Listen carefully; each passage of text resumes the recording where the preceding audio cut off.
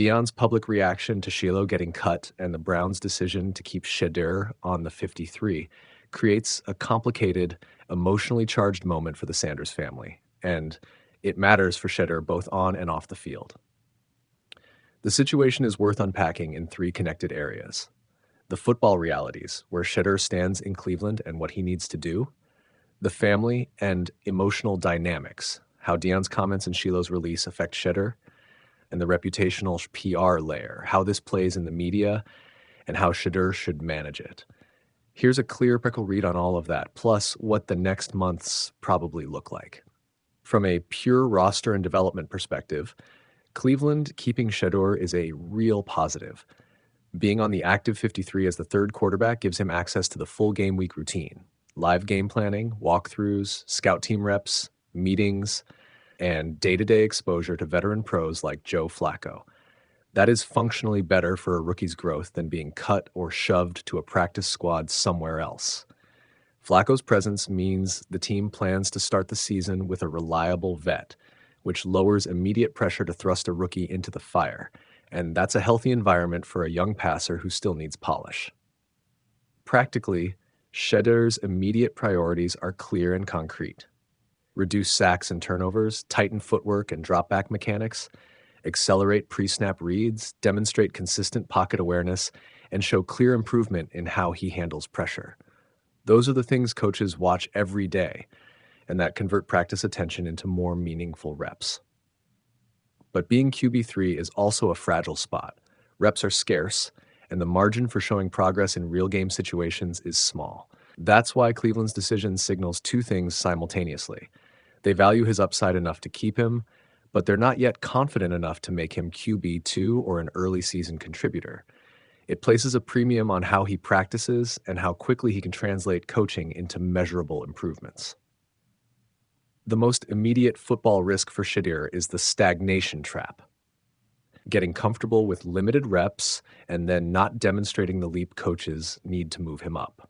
The antidote is relentless, focused work in three areas: release speed, progression reads, and ball security under pressure. Now turn to the family angle, which matters more than many fans acknowledge. Deion Sanders is a superstar father and a megaphone. His voice amplifies every Sanders development. When Shilo is cut and Deion publicly prays for another opportunity, that's emotionally fraught for Shedeur. He's proud of his family, but he's also navigating a professional environment where he wants to be judged alone on his football.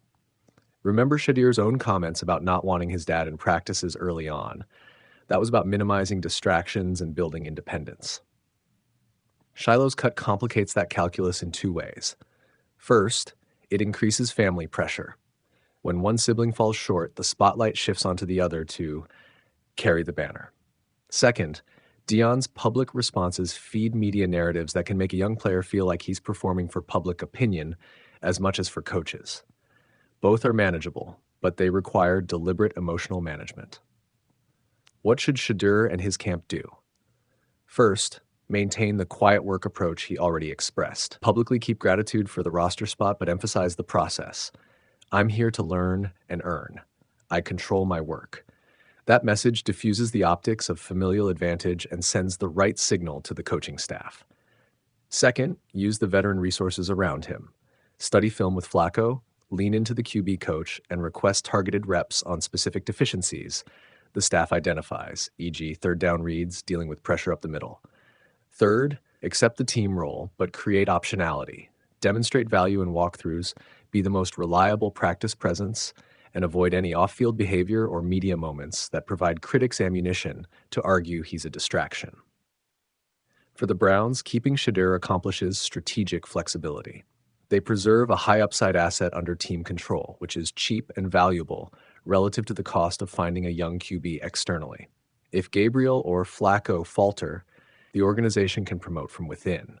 If the Browns later decide they need draft capital, Shedeur's upside means he has trade value.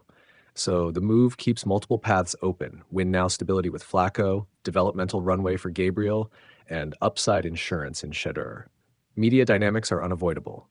There will be loud corners of social media interpreting Deion's family comments as pressure or entitlement, while others will cast Shedeur as a victim of an unfair draft slide who deserves faster promotion.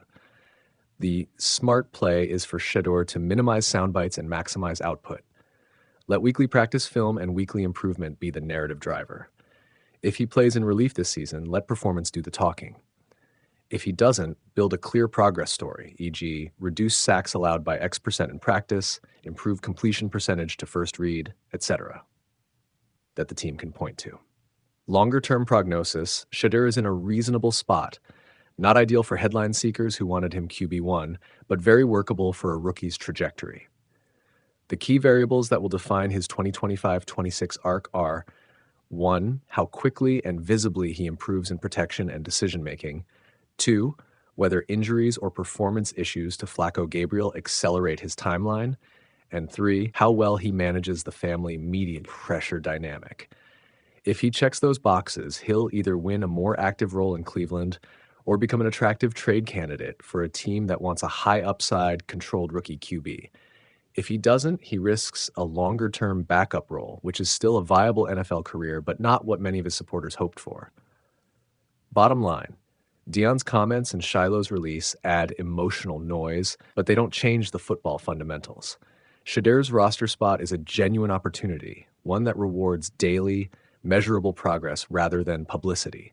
If he focuses on the craft, uses veterans and coaches as accelerants, and keeps public comments to a minimum, he'll maximize the real asset he now holds, being present on an NFL roster with real paths forward. Can you believe the family drama playing out in NFL headlines this week? Shedeur Sanders just got good news. The Cleveland Browns officially kept him on the roster as their QB3, but his brother Shilo didn't get the same break. Tampa Bay cut Shilo after a preseason ejection, and their father, Deion Sanders, says he's praying another team will give Shilo a shot. Deion made it clear he's proud and prepared his kids for anything. We're praying that he gets another opportunity to go with a team, but if he doesn't, the plans have already been put forward to what he's going to do next.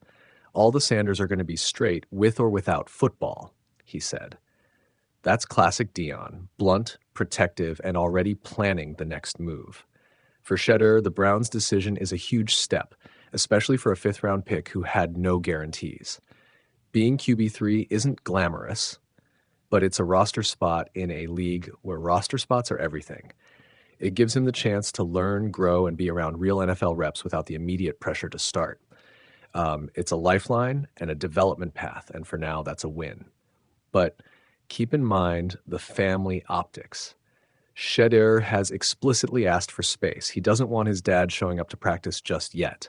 He told reporters he wants to earn things on his own terms. I don't want him coming to see me right now because I want to get to where I want to go than for him to see me. I don't want no distractions. He knows Deion's presence brings attention, and not all attention helps a young quarterback trying to build credibility inside a pro locker room. Meanwhile, Shilo's situation is messy. He was ejected after swinging at an opponent in the Bucs preseason finale, and that likely sealed Tampa Bay's decision.